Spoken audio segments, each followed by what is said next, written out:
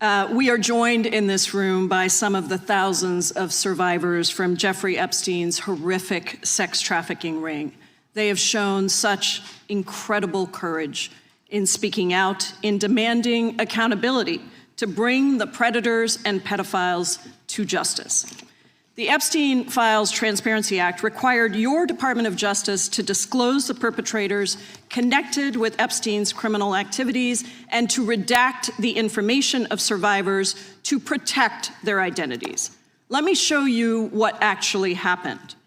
First, in violation of the law, your department has shown a pattern of redacting the names of powerful predators.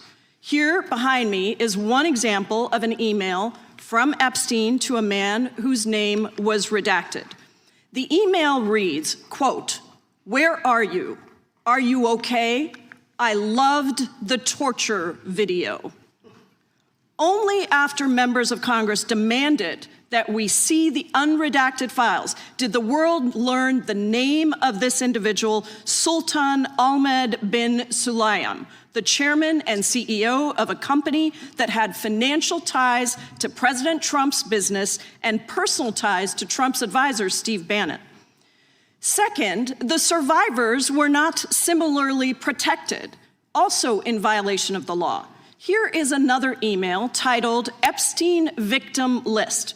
We have blurred the names of the survivors for their protection, but your Department of Justice initially released this list of 32 survivors' names with only one name redacted, along with numerous files that disclose not only the names, the emails, and the addresses of survivors, but also nude photographs and even the identities of Jane Does who had been protected for decades until your department released their names.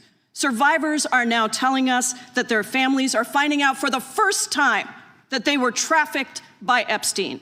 In their words, quote, "This release does not provide closure. It feels like a deliberate attempt to intimidate survivors, punish those who came forward, and reinforce the same culture of secrecy that allowed Epstein's crimes to continue for decades." To the survivors in the room, if you are willing, please stand. And if you are willing, please raise your hands if you have still not been able to meet with this Department of Justice.